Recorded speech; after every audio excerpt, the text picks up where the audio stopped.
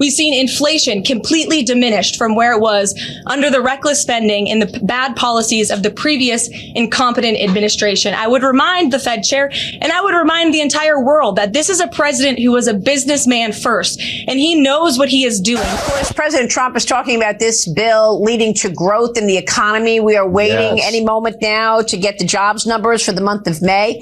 The expectations call for the ADP numbers to be up 95,000 for the month of June, rather. It's the June jobs data, and we'll, of course, right now seeing the number actually show a decline in jobs, down 33,000.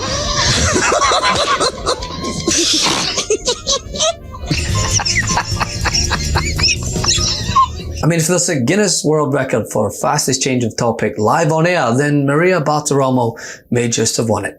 Right now, seeing the number actually show a decline in jobs, down 33,000 on ADP. The bill includes $25 billion for the Golden Dome, the missile defense system. Senator, you introduced. Now, if you're wondering why the president was ever so in a rush to pass his big, beautiful bill through the Senate and now onto the House, a bill that polls as well as new music from Lara Trump in Brooklyn. How do Americans feel about the big, beautiful bill?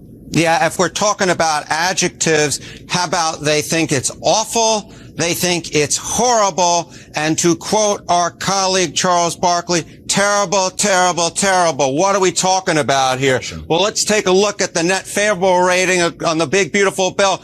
I don't just got one poll for you, Omar. I got 5 of them, and the net favorable rating, minus 19 points, Washington Post, minus 20 points, Pew Research Center, Fox minus 21, Quinnipiac University minus 26, KFF minus 29. You don't have to be a mathematical genius to know that when the net favorable rating of your bill is somewhere between minus 19 and minus 29 points, that it is not a positive bill as viewed by the American public. The American public at this particular point hate the big, beautiful bill. As far as they're concerned, it's not a big, beautiful bill. It's a big, bad bill. But when you see the latest jobs report, maybe he had inside track and wanted to distract from it. It was pretty good because it was my economy.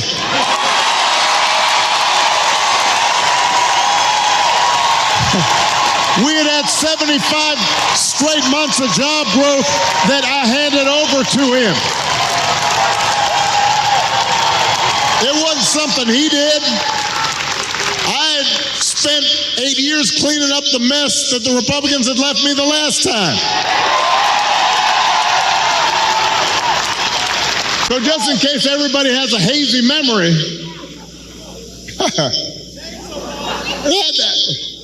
he didn't do nothing except those big tax cuts. And someone who wasn't prepared for the number after it was predicted that the US would gain upwards of 100,000 jobs is Fox Business host Maria Bartiromo, who was quite visibly shocked as she received the news while on air and was sent tumbling over the numbers on her show. Of course, President Trump is talking about this bill leading to growth in the economy. We are waiting any moment now to get the jobs numbers for the month of May. The expectations call for the ADP numbers to be up 95,000 for the month of June, rather. It's the June jobs data, and we'll, of course, right now seeing the number actually show a decline in jobs, down 33,000 on ADP. The bill includes $25 billion for the Golden Dome, the missile defense system. Senator, you introduced a bill supporting the construction of that system.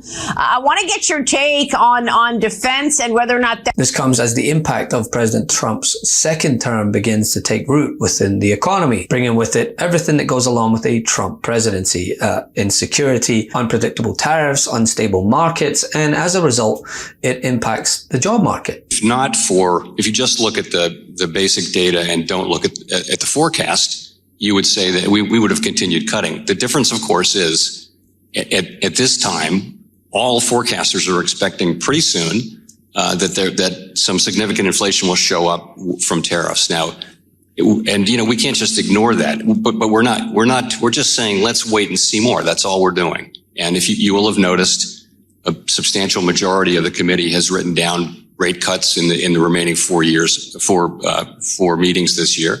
So it's just a question of being prudent and careful.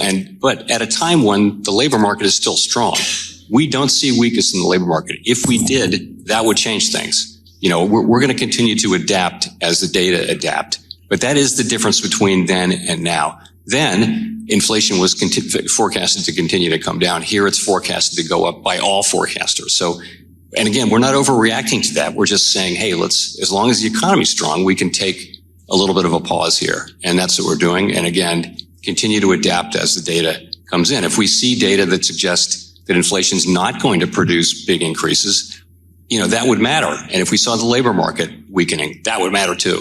But we don't see those things. While the ADP report released Wednesday precedes the government's official jobs report, these numbers directly contradict Trump's narrative that we have a robust economy that is booming while gas prices plummet and zero inflation. It's not true, clearly. Under the economic policies of Donald Trump and Republicans, America is now in decline.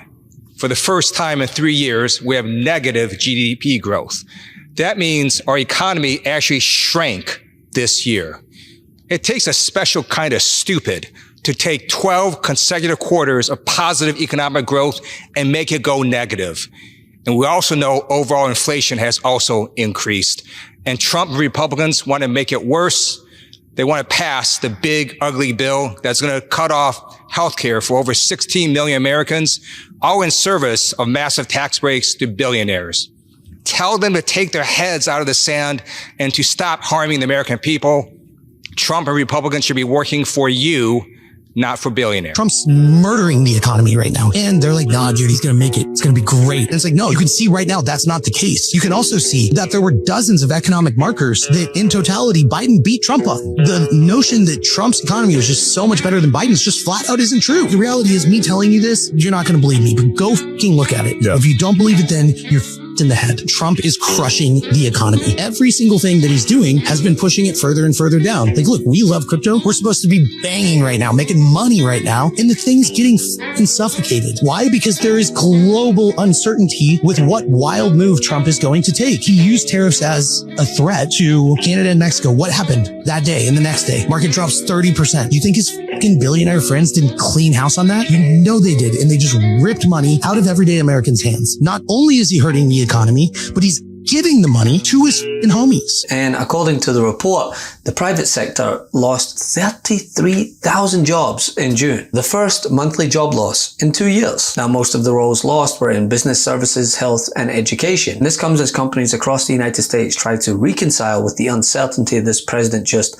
breeds in everything that he does. I mean, today, Microsoft just had another round of layoffs. And to those in the MAGA contingent who are so quick to defend the president, how do you explain the sudden drop in jobs, the downturn in the GDP?